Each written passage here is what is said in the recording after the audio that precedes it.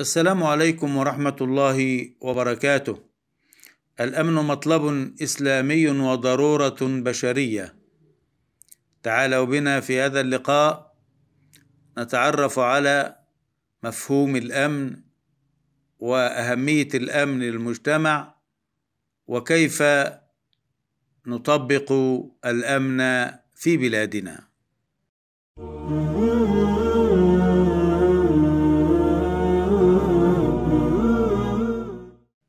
إن من مقاصد الدين الإسلامي تحقيق الأمن والاستقرار للأفراد والجماعات والدول، حيث جعل ذلك محورا ترتكز عليه الحياة البشرية، ولذلك كان الأمن نعمة من أعظم النعم التي امتن الله بها على الناس.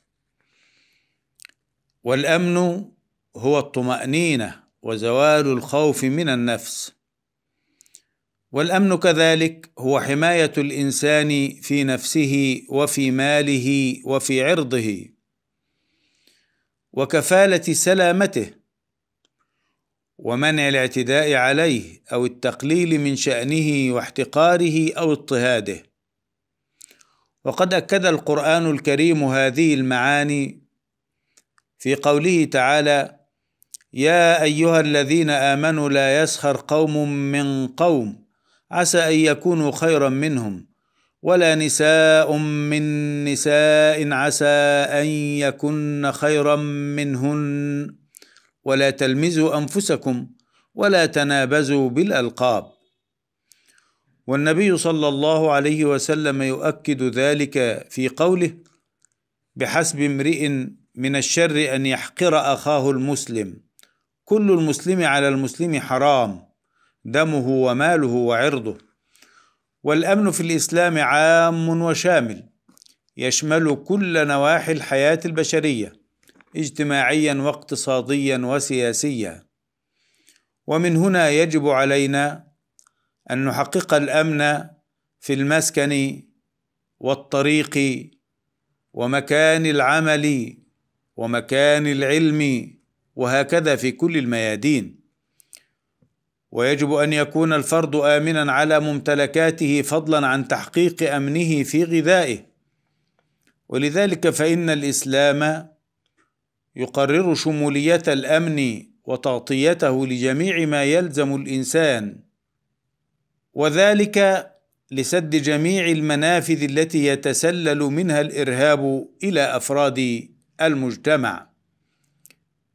يقول النبي صلى الله عليه وآله وسلم: ليس بمؤمن من بات شبعان وجاره إلى جنبه جائع وهو يعلم. ويقول: من أصبح منكم آمنا معافا في جسده عنده قوت يومه فكأنما حيزت له الدنيا. وتحقيقا لمفهوم الأمن فإن الدين الإسلامي يجعل كف الأذى ولو كان بسيطا من شروط كمال الإسلام وقبوله، حيث يقول النبي صلى الله عليه وسلم: المسلم من سلم المسلمون من لسانه ويده، والمهاجر من هجر ما نهى الله عنه.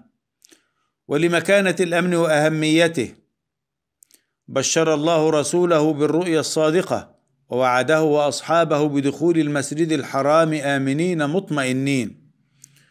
وتلك إشارة لرسول الله صلى الله عليه وسلم أن يأمر أصحابه أن يدخلوا مكة محققين الأمن وأن ينشروا فيها السلام.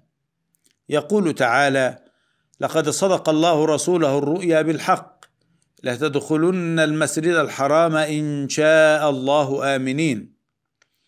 ولما فتحت مكة كان أول عمل قام به الرسول صلى الله عليه وسلم كفالة الأمن لكل من يعيش فيها من المسلمين ومن غير المسلمين، حيث قال عليه الصلاة والسلام: من دخل دار أبي سفيان فهو آمن، ومن ألقى السلاح فهو آمن، ومن أغلق بابه فهو آمن.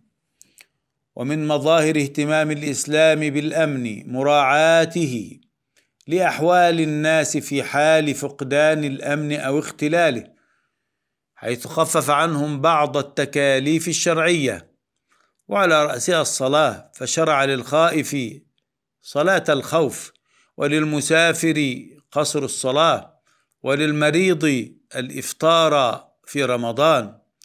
فالشريعة في الإسلام تقوم على الوسطية والتيسير على الناس تحقيقا للأمن النفسي والاستقرار القلبي.